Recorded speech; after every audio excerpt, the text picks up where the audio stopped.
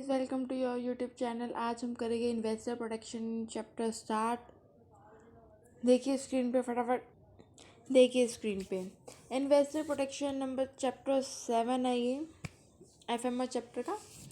तो आज के इन्वेस्टर के मीनिंग से स्टार्ट करते हैं। इन्वेस्टर होते कौन है? इन्वेस्टर वो होते हैं जो इंसान अपने पैसों को कहीं किसी कंपनी में, किसी इंडस्ट्री में, किसी प्रोजेक्ट में अपने पैसों को डालता है। किस लिए डालता है? ताकि उसको कुछ सरप्लस होके मिले। सरप्लस मतलब कुछ रिटर्न मिले। रिटर्न मतलब ये बुक की लैंग्वेज है। रिटर्न मतलब कुछ पैसा आपको प्रॉफिट अर्न करके मिले। अगर आप किसी कंपनी में या कहीं पे इन्वेस्ट कर रहे हैं, इन्वेस्ट मतलब अपने पैसे को कहीं लगा रहे हैं ताकि आपको कुछ अच्छे रिटर्न मिल पाए, अच्छा मुनाफा हो पाए, वो इन्वेस्टर कहलाता है जो पैसे लगा रहा है अपने कुछ पाने के लिए। सॉरी। देखिए बुक में से पढ़ते हैं। Investor investor is one who invest the money to get return in future. आज वो पैसा लगा रहा है, उसको कुछ टाइम बाद वो फ्यूचर ही कहलाएगा। कुछ टाइम बाद उसको उसमें रिटर्न मिले जो वो पैसा लगा रहा है। It includes body of a person. वो पर्सन हो सकता है, कॉर्पोरेट बॉडी हो सकती है, कोई बैंक वाला हो सकता है, फाइनेंशियल इंस्टीट्यूशन हो सकता है, कोऑपरेटिव सोसाइटी एक्सेट्रा। ये वो सब बंदे हैं। बैंक भी पैसा लगा सकता है, फाइनेंशियल इंस्टीट्यूशन भी इन्वेस्ट कर सकता है। ज़रूरी नहीं एक सिंगल पर्सन, एक मिडल मैन या कोई इंडस्ट्री लगा सकती है। कोई भी बंदा जो भी पैसा लगाएगा वो क्या कहलाएगा? वो इन्वेस्टर कहलाएगा। Okay. If a person has more money then sorry If a person has more than money he require current consumption, he could be a potential investor। मतलब अगर किसी बंदे के पास जितनी मनी है ना, जैसे किसी ने की सेविंग है, 2-4 लाख रुपए उसके पास सेविंग है, अगर वो इन्वेस्ट करता है वो अलग बात है। अगर वो उससे अपनी सेविंग से, अपनी मतलब कहते हैं ना एक हैसियत, एक लेवल से ज़्यादा इन्वेस्ट कर रहा है तो उसे क्या कहेंगे? पोटेंशियल इन्वेस्टर कहेंगे। A person commitment to buy a flat or house to a person is not make an investor। अगर कोई बंदा रहने के लिए, वो इन्वेस्टमेंट नहीं कहलाएगी। इन्वेस्टमेंट होता है आपको सरप्लस होकर मिले। हाँ ठीक है, अगर आपका बिजनेस है, आपका काम है, वो अलग चीज़ कहलाता है। बट अगर आप पैसा कुछ टाइम के लिए साइडली लगा रहे हो ना, तब वो इन्वेस्टर कहलाता है। ठीक है। In other words, investor is one who reaps money in some return in future but is forced by to stock dividend उस पर मिलता है। वो टर्म है। अगर आप कोई शेयर मार्केट में शेयर परचेज करते हो, अगर आप वो कंपनी आपको शेयर पे डिविडेंड या इंटरेस्ट दे रही है तो वो भी इन्वेस्टर ही कहलाएगा। अगर आप वो ये साइडली काम होता है। ठीक है। अब इसके करेक्टरिस्टिक्स क्या है? Time, risk, decision, long term performance end fund. देखिए टाइम। अगर आप किसी कंपनी में, फर्स्ट है टाइम। अगर आप किसी कंपनी में अगर पैसा लगा रहे हैं तो टाइम तो लगेगा ना। ये थोड़ा कि आप रातों रात करोड़पति बन जाओगे। अगर आपने इन्वेस्ट करा तो आप थोड़ा टाइम, 1 साल से ऊपर लेके चलोगे ना ताकि आपको कुछ रिटर्न मिले। अगर आप बैंक में एफडी कराते हो तो 1 साल तो रखते ही हो ना ताकि आपको कुछ रिटर्न मिले। तो टाइम लगता है। आप लॉन्गर हॉरिजॉन के लिए रखते हो, मोर 1 to few years तक रखते हो। 1 year to few years तक रखते हो ताकि आपको कुछ रिटर्न तो मिले अगर आप पैसा रख रहे हो तो। रिस्क ऑब्वियस है। अगर आप अपने उसमें अपना पैसा लगा रहे हो शेयर मार्केट में या स्टॉक तो वहाँ पे रिस्क भी बहुत है। तो आप सोच समझ के सेफली एडवाइस लेके, जैसे आपने पीछे वाला हमने चैप्टर 1 पढ़ा था, मर्चेंट बैंकर्स भी एडवाइस देते हैं आपको कि आपको पैसा, अपने पैसे को कैसे मतलब सेफली रखना चाहिए। रिस्क तो हर चीज़ में होता है। तो रिस्क तो एग्ज्यूम हम करके चलते हैं। अगर आप बैंक बुक में लगा रहे हो तो कोई रिस्क नहीं है, बट उसमें भी रिस्क है। अगर कोई बंदा लोन लेके बैंक का भाग गया तो करोड़ों में, वो एक अलग चीज़ हो जाती है। ठीक है। रिस्क तो हर चीज़ में है, ये रखना है। लेकिन उसको सेफली कैसे करना है तो आप किसी से एडवाइस लेके इन्वेस्ट कर सकते हैं। ठीक है। Decision he consider fundamental factor, evaluate performance of the company regularly. Decision क्या, अगर आपने पैसा इन्वेस्ट करना है, अगर एक इन्वेस्टर अगर अपना पैसा इन्वेस्ट कर रहा है तो सेफली इन्वेस्ट करेगा, कैसे वो डिसीजन लेगा। अगर वो किसी कंपनी में पैसा लगा रहा है तो उसकी पहले कुछ टाइम एक्टिविटी देखेगा कि बंदे का कितना रिटर्न दे रहा है प्रॉफिट में। अगर हम कंपनी में पैसा लगाते हैं कितना हमें फ़ायदा होगा, अभी तक कितने लोगों ने पैसा लगा रखा है तो उसको कितना फ़ायदा हो रहा है, तो ये चीज़ें पता चलती है डिसीजन से। Long term performance, the investor is interested in the long term तो he will interest good performance of the company. अगर कोई इन्वेस्टर पैसा लगा रहा है कंपनी में तो वो सोच समझ के लगा रहा है कि ना कंपनी को प्रॉफिट हो रहा ही होगा, ठीक है। Funds, generally he use is own fund. Funds यहाँ पे ये बात हो रही है, इन्वेस्टर अपने ही फंड लगाएगा ना कंपनी में। अगर वो पैसा लगा रहा है तो अपने फंड लेके कंपनी में लगाएगा, उधार उधार ले लेके थोड़ा लगाएगा, उसको क्या फ़ायदा है। अगर हाँ ये भी हो सकता है, बट बुक के अकॉर्डिंग बात करो तो वो बोरोड फंड को अवॉइड ही करेगा किसी और से उधार लेके। बट अगर उसको उधार लेके लगाने पे फ़ायदा हो रहा है ना तो इन्वेस्टर ज़रूर लगाएगा। बड़ी बड़ी कंपनी उधार ले लेके भी लगाती है, अगर उसको अच्छा खासा रिटर्न मिल रहा है ना तो उसको पैसे किसी मार्केट से किसी कहीं और से उठाने में कोई नुकसान नहीं है। ये तो है करेक्टर सीट। अब इसके ऑब्जेक्टिव है। ये करेक्टर सीट मैंने आपको सिर्फ नॉलेज के लिए पढ़ाया है, वैसे पूछे नहीं गए पिछले 5 सालों में। मैंने आपको हर वीडियोस में मैं आपको इंपॉर्टेंट क्वेश्चन साथ साथ बताती जाती हूँ। इन्वेस्टर का मीनिंग बहुत बार पूछा गया है, हमेशा हर साल इन्वेस्टर का मीनिंग एक्सप्लेन होता ही होता है। और सेकंड थिंग, करेक्टर सीट कहीं नहीं पूछे हुए पिछले 5 साल के पेपर में, बट मैंने आपको फिर भी पढ़ा दिया। ऑब्जेक्टिव पूछे जाते हैं, मैं आपको वो इसके बाद नेक्स्ट स्लाइड में वो पढ़ाती हूँ। देखिए, objective of investment and why do sorry, ये करेक्टरिस्टिक है। ये 5 यहाँ तक ही पढ़ना, ये नीचे इतना कुछ नहीं है, इसको इग्नोर करना, ठीक है।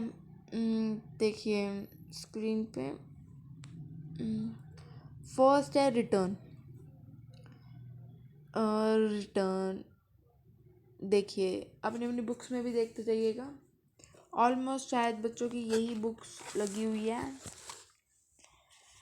रिटर्न में क्या होता है, ऑब्जेक्टिव ही। हाँ एक चीज़ और बच्चों, एक चीज़ स्टार्ट, ये ना ऑब्जेक्टिव भी पूछे जाते हैं, मतलब क्वेश्चन आता है ना ऑब्जेक्टिव ऑफ इन्वेस्टमेंट, और ये कई बार ऐसे भी पूछा हुआ है लास्ट ईयर में कि why do investor make investment, तो वहाँ पे भी आपको ऑब्जेक्टिव ही लिखने हैं, तो इस चीज़ का भी ध्यान रखना, ठीक है। स्टार्ट करते हैं रिटर्न। अगर देखो बच्चे, अगर आप पैसा अपने आप को एज्यूम करके चलो, अगर आप एक इन्वेस्टर हो, आपके पास 5 लाख रुपए हैं, आपको किसी कहीं पैसा आप 5 लाख रुपए लगा रहे हो तो आप कुछ रिटर्न पाने के लिए लगा रहे होगे ना, आप चाहते होगे ना। मैंने आपको पहले मीनिंग में ही क्लियर करा है, अगर कोई इंसान अपना कम पैसा लगा रहा है तो वो रिटर्न की एज्यूम करके चलेगा कि नहीं, होप करेगा कि मेरे को रिटर्न मिले ही मिले इतने परसेंट, मेरा तभी पैसा लगाने का फ़ायदा है, नहीं तो मैं अपने घर में रख लूँगा, ठीक है। तो उसको इंटरेस्ट निकालने का फॉर्मूला क्या होता है, rate of return and period value और being period value plus divide number being period value, ठीक है। लिक्विडिटी, आपको पता है अगर आप शेयर मार्केट में, लिक्विडिटी होता है कैश में जल्दी से कन्वर्ट होना, जिसको नहीं पता, लिक्विडिटी होता है कैश में जल्दी से कन्वर्ट होना। क्या कहते हैं, सॉरी, लिक्विडिटी कैश में जल्दी से पैसा कन्वर्ट होना। स्टॉक एक्सचेंज का मैं एग्जांपल दे रही थी, अगर आप शेयर मार्केट, अगर कोई किसी के फैमिली में या कोई इन्वेस्ट करता है शेयर मार्केट में ना, बहुत जल्दी आप कैश बढ़ता चढ़ता है, आपको ना पता हो तो अलग अलग चीज़ें होती है। मैं आपको शेयर मार्केट नहीं पढ़ा रही अभी, इसमें भी बहुत सारी क्लासेस होती है शेयर मार्केट में भी। मैं आपको नॉर्मली बता रही हूँ, अगर कोई शेयर मार्केट में इन्वेस्ट करता है तो आपको बैंक में आपको वहाँ पे खड़े होना पड़ता है, बहुत प्रोसीजर होता है, अगर आपको एकदम नहीं मिल पाता, अगर आपको बहुत वो करा है। अगर आपने शेयर मार्केट में अगर आपने पैसा इन्वेस्ट करा है ना तो आपको हाथों हाथ, अगर आप 5 लाख रुपए आपने लगा रखे हैं, अगर आपको कोई इमरजेंसी होगी, आपको नीड है, तो आप खड़े पाँव 1 सेकंड में अपने शेयर बेच सकते हैं। आजकल तो ऑनलाइन का ज़माना है, आप ऑनलाइन ही बिक जाते हैं फटाफट, और आपका कैश उसी टाइम आपके पास आ जाता है। तो आप 1 सेकंड में ही अपना कैश को लिक्विडिटी, मतलब अपने उस पैसे को इन्वेस्ट किए हुए कैश में कन्वर्ट कर सकते हो। ठीक है। नेक्स्ट है inflation. Pledge against inflation. Inflation मतलब होता है इंक्रीज होना। इंक्रीज मतलब जैसे आप ये इकोनॉमी से हमारी इकोनॉमी को रिलेट करता है। आपको पता है हमारी शेयर मार्केट में ना, मैं आपको ये बुक ना थोड़ी शेयर मार्केट से, स्टॉक एक्सचेंज से, सेबी से ही रिलेट करती है। तो मैं आपको उसी का एग्जांपल दे दे के आपको क्लियर कर रही हूँ कई चीज़ें, ताकि आपको जल्दी समझ आए। ये बट थोड़ा आपके लिए कॉम्प्लिकेटेड होगा जो इन बच्चों को शेयर मार्केट नहीं पता क्या होती है। तो मैं आपके सारे डाउट्स साथ साथ क्लियर करने की कोशिश करूँगी। अगर आपको फिर भी कोई प्रॉब्लम हो तो बच्चे प्लीज़ मुझे कमेंट करके पूछ लीजिए, क्योंकि आपके ये वीडियो में अभी आपके 10 से 20 डेज बाद आपके एग्ज़ाम्स है, तो इसलिए मैं आपको जल्द शॉर्ट में आपको सारे इंपॉर्टेंट चीज़ें क्लियर करती जाऊँगी। ठीक है। तो हाँ, मैं ये बात कर रही थी आपसे कि स्टॉक एक्सचेंज से करी, जैसे इकोनॉमी से रिलेटेड करता है। आपको पता है कि क्या होता है कि अगर आप शेयर मार्केट में ना, आप अगर स्टॉक खरीदते हो, कोई भी कंपनी का, आपने फ्लिपकार्ट का मानो आपने शेयर खरीद रखा है, एट प्रेजेंट है नहीं, आने वाला है शेयर, उसका लिस्ट होने वाला है। अगर आपने शेयर मानो फ्लिपकार्ट या अमेज़ोन का ले लो, अमेज़ोन का शेयर खरीद रखा है, आपने 5 लाख रुपए वहाँ पे इन्वेस्ट करे हुए हैं, वो ऐसा नहीं है, कुछ वो कंपनी की एक्टिविटीज़ पे भी डिपेंड करके शेयर बढ़ता है। कि अगर कंपनी को, अमेज़ोन को 10 लाख रुपये प्रॉफिट हो रहा है तो कुछ परसेंट शेयर बढ़ जाएगा, अगर लॉस हो रहा है उसको तो गिर जाएगा। ठीक है। और ये कुछ हमारी न्यूज़ बेस्ड स्टॉक मार्केट भी होती है। आपको पता है अगर देश में कुछ हो गया ना, तो आपकी मार्केट, आपके शेयर के रेट्स भी गिरने लग जाते हैं। ये होता है आजकल शेयर मार्केट में। शेयर मार्केट में आजकल नहीं, हमेशा यही होता है। अगर आपका कोई देश को फ़ायदा हो रहा है ना, आपकी सारी शेयर मार्केट बढ़ जाती है, तो वो एकदम ही ना इन्फ्लेशन होती है, एकदम इंक्रीज होती है, एकदम डिक्रीज होती है। इन्फ्लेशन मतलब इंक्रीज की बात हो रही है, डिक्रीज भी होता है डिफ्लेशन में। ठीक है। तो वो एकदम मेरे को सरप्लस पैसा दे जाती है कभी मार्केट, कभी हमारा सारा पैसा लेके डूब जाती है। तो ये हमारा शेयर मार्केट ना, अगर किसी बच्चों को ना पता हो तो, शेयर मार्केट सिर्फ न्यूज़ बेस है। ओके। अगर अच्छी न्यूज़ आएगी तो मार्केट एक टाइम ऊपर पहुंच जाएगी, आपके पैसों को सीधा डबल भी कर देगी, ऐसा हो जाता है। और ना करे तो आपके सारे पैसे को ज़ीरो क्या अपने घर से देने पड़ जाएंगे। ठीक है। रिस्क यार ऑब्वियस है, अगर मैंने आपको इतना बड़ा एग्जांपल दिया है, रिस्क तो बनता ही बनता है। अगर आपने रिस्क अगर आपने इतने पैसे लगाए हैं तो रिस्क भी आपके, आप सोच के लगा रहे हो कि आपकी इतनी कैपेसिटी है, अगर मार्केट गिर गई तो आप अपना पैसा अपने घर से दे पाओगे बाज़ार में। तो रिस्क भी बहुत है। ठीक है। लेकिन ना वो रिस्क अपना ना कैसे सिक्योर कर सकते हैं, ये तो बात हमने की रिस्क की, लेकिन वो अपना रिस्क सिक्योर भी तो कर सकता है इन्वेस्टर। अगर वो कोई अच्छी कंपनी में शेयर लगाता है सॉरी, शेयर नहीं, पैसा लगाता है कुछ अच्छी कंपनी में, तो उसका रेट ऑफ रिस्क ना कम हो जाता है। अगर कोई ऐसी लोकल दी कंपनी में, ऐसे लोकल तो कोई भी नहीं उठ के आती स्टॉक एक्सचेंज में, बट अगर कोई ऐसी सस्ते सस्ते शेयरों में लगा देता है तो उसका पैसा ना डूबने का भी चांस होता है। ठीक है। बट अगर आप कोई एडवाइस प्रॉपर ब्रोकर से पूछ पूछ के अगर एडवाइस लेकर बताते हो, सॉरी लगाते हो पैसा, तो फिर आपका पैसा सरप्लस होने की भी बात होती है। और सेफ्टी में भी यही बात होगी, the investor as well as protected by legal और रेगुलेटरी फ्रेमवर्क। लेकिन अगर आपके साथ आपकी सेफ्टी भी रखता है, आपको पता है सेबी, आपने पढ़ा होगा, जो सेबी है ना वो आपके पैसों का पूरा ध्यान रखता है। सेबी मतलब आपके साथ कुछ गलत ना हो। अगर मार्केट उतर चढ़ रही है वो अलग बात है, वैसे आपके पैसों का पूरे सेफ्टी ध्यान रखता है। आपको चैनल्स भी आते हैं जो आपको पूरा गाइड करते हैं आपके पैसों के लिए, कि अब यहाँ पे आपका मोर रिस्क है, यहाँ पे आप ऐसा करो। ठीक है। यहाँ पे बच्चों ये कोई सेफ्टी के बात में ये कह रहा है, द इन्वेस्टर एंड प्रोटेक्टेड, यहाँ पे ये कह रहा है गवर्नमेंट सेक्टर ना ज़्यादा सिक्योर है अदर कंपनीज में। ऐसा कुछ नहीं होता यार, गवर्नमेंट सेक्टर भी गिरता है कहीं ना, हर कंपनी में वो होता है, बट गवर्नमेंट सेक्टर की यहाँ पे इसलिए बात हो रही है, गवर्नमेंट सिक्योरिटी इसलिए सेफ है। अगर आपका पैसा डूब जाएगा ना तो गवर्नमेंट आपको, अगर कोई बंदा, अगर मानो अगर कोई बैंक में आपने पैसा, बैंक के शेयर में पैसा लगाया, कोई गवर्नमेंट कोई भी बैंक है जैसे सेंट्रल बैंक ले लो, अगर वहाँ पे कोई बंदा फ्रॉड निकल आता है, अगर आपका सारा पैसा डूब गया और कंपनी का शेयर गिर गया, नहीं, अगर आपने किसी बैंक में पैसे रखे हुए, अपनी एफडी कराई हुई और पैसा वहाँ पे किसी ने 4,000 करोड़ रुपए लेके लोन ले रखा था और वो भाग गया, तो गवर्नमेंट आपको वो पैसा देगी वापस। मैंने क्या कहा, अगर आपने सेंट्रल बैंक, कोई गवर्नमेंट बैंक है, आपने वहाँ पे अपना पैसा लगाया हुआ है 5 लाख रुपए, आपकी जिंदगी भर की कमाई थी वो 5 लाख रुपए, और आपको आपका उस कंपनी में उसी बैंक में कोई बंदा 4,000 करोड़ रुपए का लोन लेके भाग गया, वो आप ही का पैसा था ना जो लेके भाग गया। तो गवर्नमेंट सेक्टर में ये होता है, वो पैसा गवर्नमेंट आपको देगी क्योंकि वो गवर्नमेंट है। अगर प्राइवेट में ऐसा होता है ना तो ऐसा नहीं हो पाता, कुछ परसेंट अगर वो बंदा पकड़ा गया, कुछ परसेंट आपको पैसा मिल जाएगा।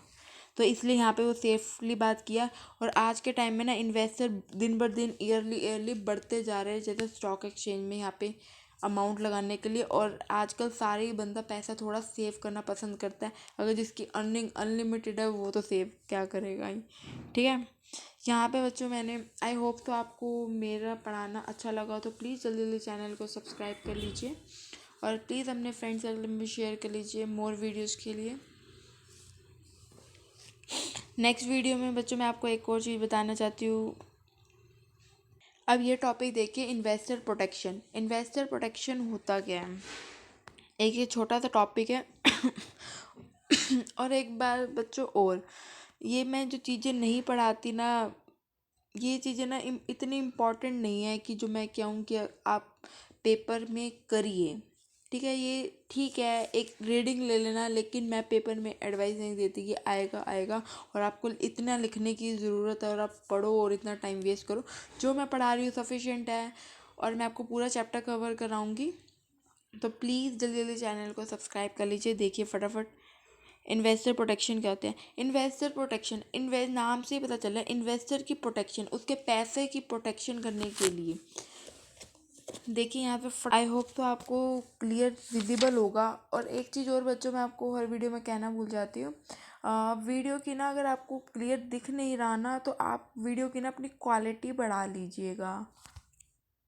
सेटिंग्स में जाके यूट्यूब की, तो वहाँ पे ना आप अपनी सेटिंग में ना क्वालिटी इम्प्रूव कर लेना, 360 ऐसे भी आता है, तो वहाँ पे जाके ना अपनी वीडियोस की क्वालिटी कर लेना। जिनके पास अगर ये बुक नहीं है, नहीं तो उनको समझ वैसे आ ही रहा होगा अपनी बुक्स में देखते देखते, नहीं तो मैं नेक्स्ट टाइम से मैं आपको ना PDF प्रोवाइड कर दूँगी आपको डिस्क्रिप्शन में।